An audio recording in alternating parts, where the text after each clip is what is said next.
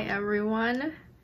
I found a little bit of time during my last week of the semester to reflect on what has happened and progressed in grad school and my personal reflections on it. So let me try to summarize it as concisely as possible, and I hope that this helps. So the way that this will be structured is I'll talk about the objective stuff of school first and what I've learned, and then go into the informal stuff that has happened and what lessons I personally have learned about it. And again, I hope it helps. So let's go. Let's do this. So first, what a whirlwind grad school has been. In the past 3.5 months of this semester, I feel like I've aged like 2 years. It goes by really fast. There's a lot of things that go on in a short amount of time. I can't even recall the day by day. Everything kind of gets all muddled together and you get spit back out at the end of the semester a different person. My main takeaway for the first semester of grad school is that it is not easy. When it comes to the courses you have to take and the actual job that they pay you to do, which is to be a teaching assistant, combining that with balancing your personal life and your professional life, all the while maintaining your own sense of self and being true to your identity in a new or at least different place, is challenging. With the objective stuff, in IU's Sociology department, we take 12 credits, the advanced research methods, and 2 other course classes that you take, as well as the SRP and your pro-seminar course. In most of the content of the coursework that I've taken, every week there's a set of readings that we come prepared to either participate or contribute or present on. Coursework has probably been my favorite part of grad school, but also my least favorite part.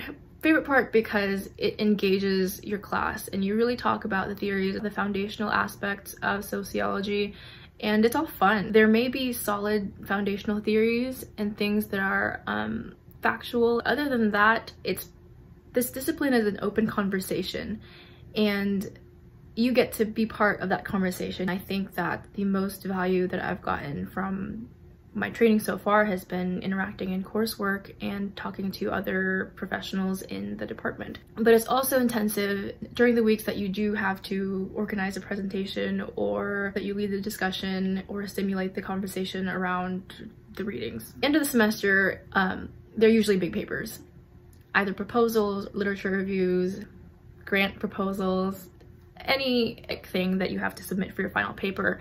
And along with that, there are presentations. The presentations are more exercises. I think with the first semester of grad school, it's been easier because everyone knows that you are a developing researcher and you don't really have an identity yet, and the knowledge that the trajectory only goes up, and once you are older and wiser, you'll be more eloquent, more put together, more substantive in terms of your research and presentation styles. In other aspects of school, I think that your teaching assistantship develops you as an educator in some sense. I've had to interact with a lot of students by engaging in office hours, talking over email, having to set up times to meet because you are an extension of the educator of that class. Grad school is, I'd say, first and foremost training, but it's really our jobs. This is what we're paid to do, and this is the exchange that we have in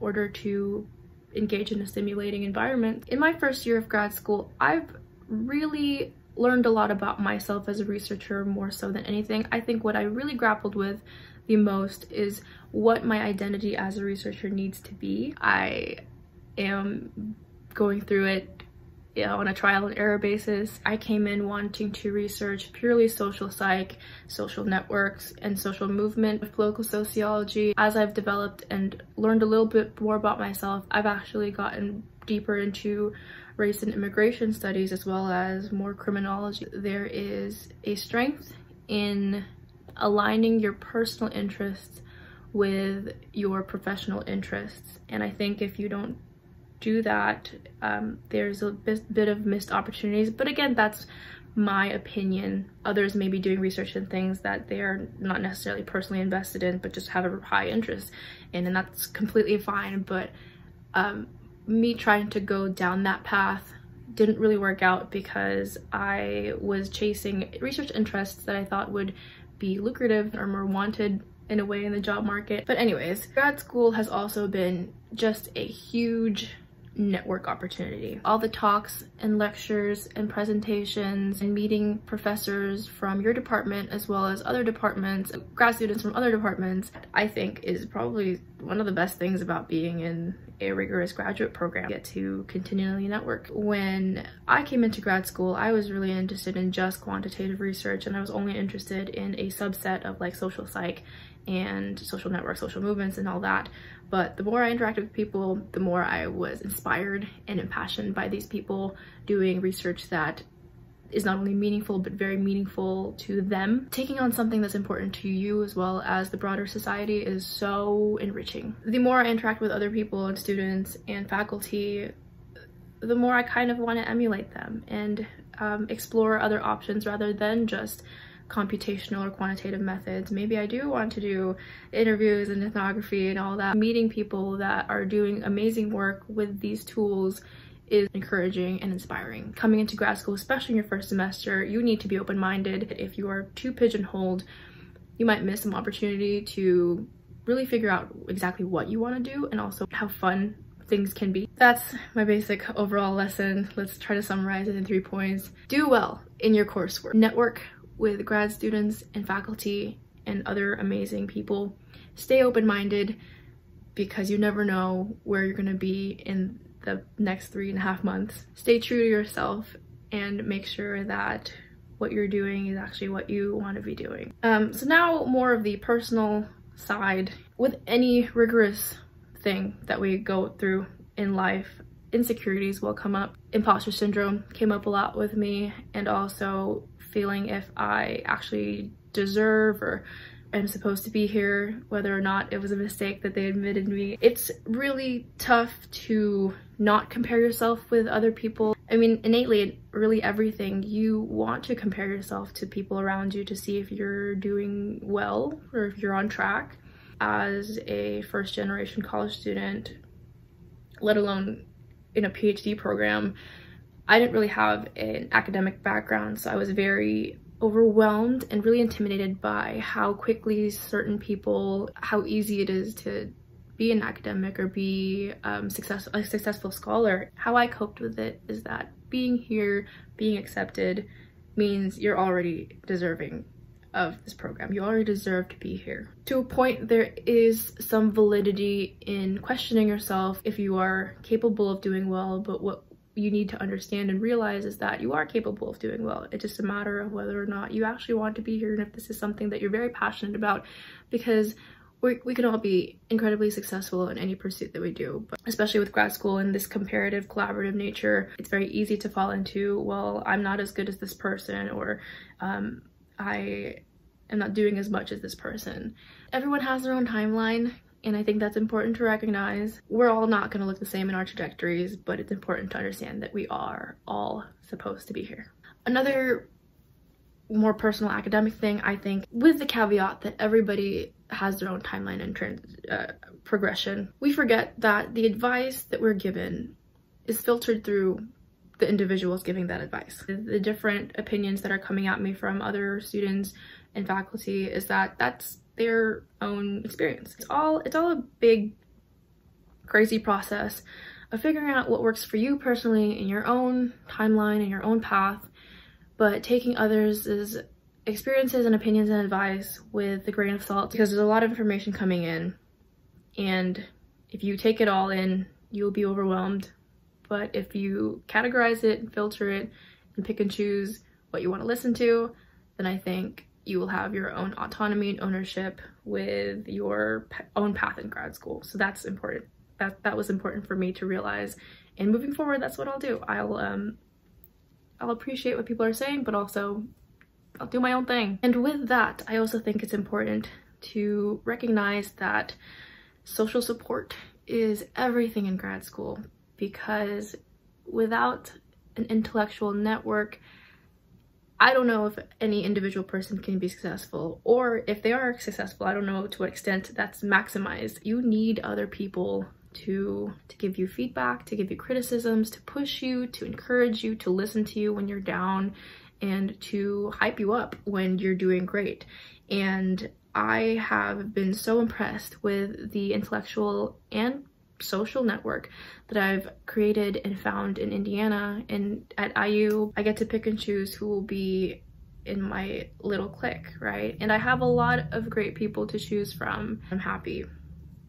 So this will get just a little deep. At the end of October this year, my dad passed away, and it was really an overwhelming experience in, you know, the worst way possible.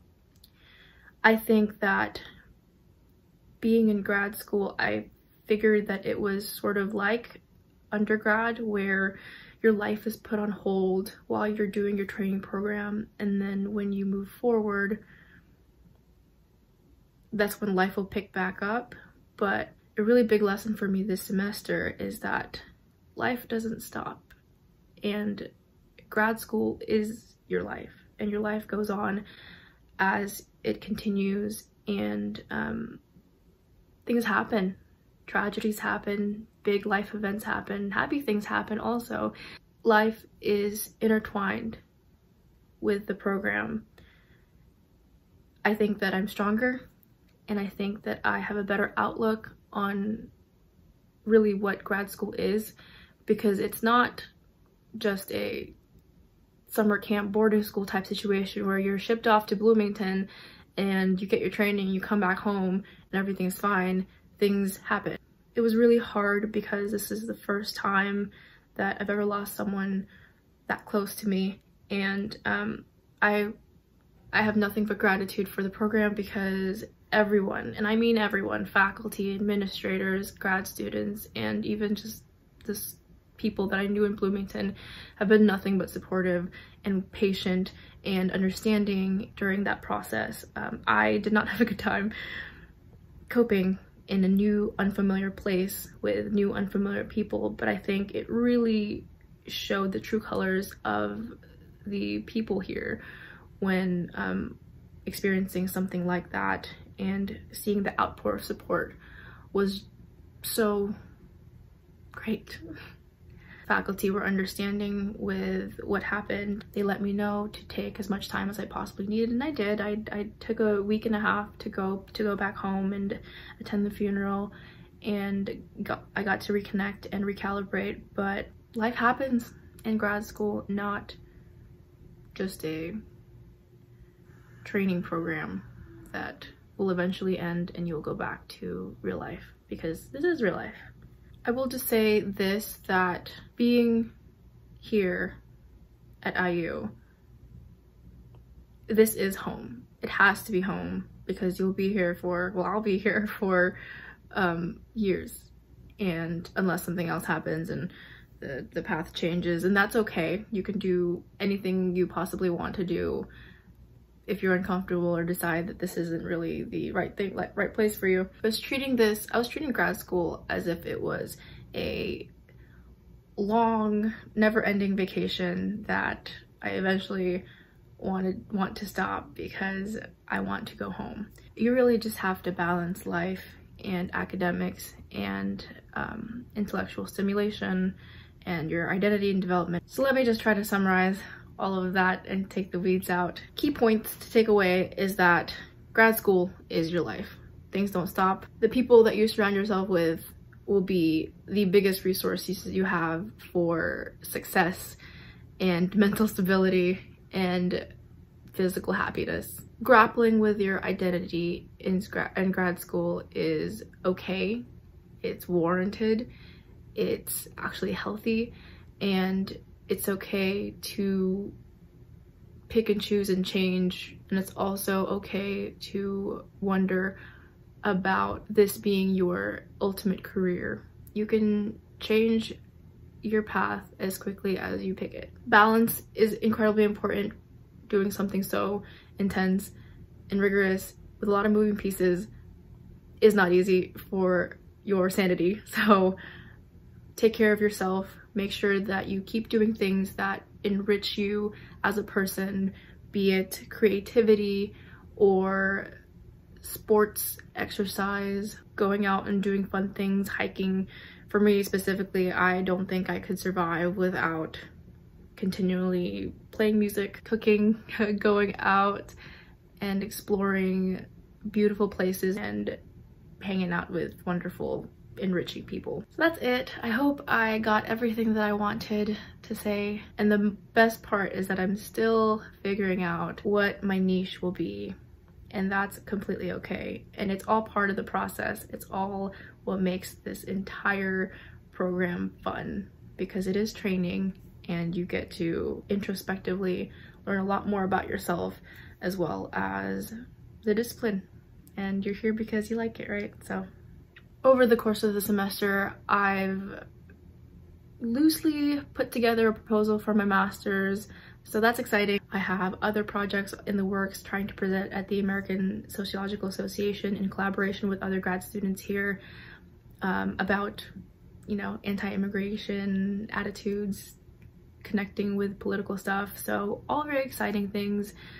For my master's, I'm doing more policing, immigration, media works, and I hope to talk a little bit more about that later on. I'm learning a lot of computational methods, but I also am trying to dive deeper into more of the qualitative stuff like surveys and interviews and ethnography, because why not? I have so much time to explore. And as a small little aside, I am applying to the Ford Foundation Fellowship, which is a 3-year pre-doctoral fellowship support for those underrepresented in academia. So we'll see how that goes, but that's also another thing that I was doing a lot this semester, trying to formulate my master's project because I wanted to apply to this big Ford fellowship. So if you're interested, I'll put a link about the Ford down in the description box. Also, generally about the town itself, Bloomington, Indiana, it's been great. It's not diverse, so that's one of the drawbacks of this city, but I think that it is you find good spaces with good people in little pockets in this town, which I'm still trying to figure out. Bloomington is cold, coming from Las Vegas / California. This is not the business, but I guess the program's worth it. Bloomington is also pretty boring, but it's close to a lot of different places, so I can't really complain that much. The food options suck, but I also can't complain that much. I'll just get my food fixed when I go home. What's really fun is even people outside the program that I've met in Bloomington have been just phenomenal. Really good people, really smart people, and this town attracts a lot of really quality minds and individuals. So, and you know, I've had a tough semester, but I am still kicking, doing fun, important, enriching research, and I think for the first semester, that's all you can really ask for. I've made amazing friends and good connections, great connections. I consider that a win. But I will be going back to the West Coast in like 3 or 4 days, and I can't wait because F this city. It's so cold. Right, so thanks for watching, and if you have any questions, feel free to email, text, message me on social media or something. But here's to the first complete semester of grad school.